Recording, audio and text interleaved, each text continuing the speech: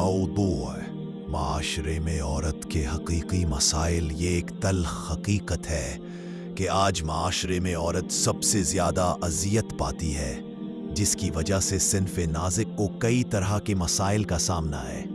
उन मसाइल को कुरान और सुन्नत की रोशनी में हल करना बहुत अहम है, मगर इंसान की खुद साख्ता आज़ादी ने औरत को जिम्मेदारियाँ तो दी, लेकिन तहफ़्फ़ुज़ नहीं दिया। मीडिया और मगरबी तालीमी निज़ाम ने औरत को आज़ादी के नाम पर बाजार की जीनत और इस्तिक़बाल का ज़रिया बना दिया। इश्तिहारात, मॉडलिंग और फिल्मों में औरत को इस्तेमाल किया जाता है और उसे इज़्ज़त व एहतराम से महरूम कर दिया गया।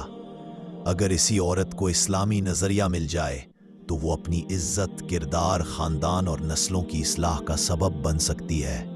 औरत के हकीकी मसाइल। औरत विरासत में हिस्सा से महरूम है। औरत की दीनी तालीम को नज़रअंदाज किया जाता है। पर्दे को गैर ज़रूरी पाबंदी समझा जाता है, हालांकि ये इस्लाम की हिफाजत है। क़यामत के दिन औरत से घरों के बारे में सवाल किया जाएगा।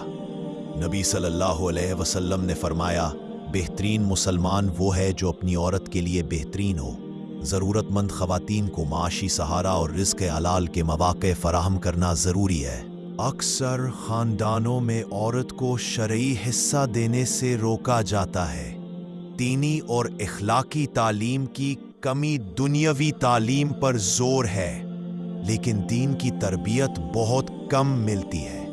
पर्दे का मजाक उड़ाया जाता है। पर्दा, जो इज़्ज़त की हिफाजत है, उसे पाबंदी करार दिया जाता है। बेटी को रहमत समझने के बजाय बोझ समझा जाता है। जहालत की सोच आज भी जिंदा है। घरेलू तशद्दुद और जुल्म आम है।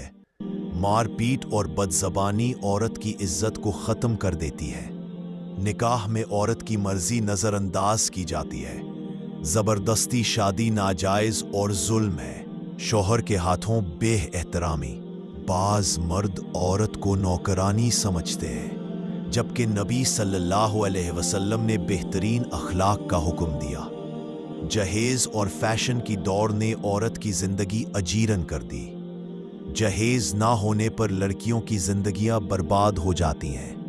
माशी तहफ़्फ़ुज़ की कमी। ज़रूरतमंद औरतों को रोज़गार, कफ़ालत और सहारा नहीं दिया जाता। इस्लाम का पैगाम। इस्लाम ने औरत को इज़्ज़त, आज़ादी, विरासत और तहफ़्फ़ुज़ दिया। माँ के कदमों तले जन्नत रखी। बेटी को रहमत करार दिया। अगर आप औरत की इज़्ज़त के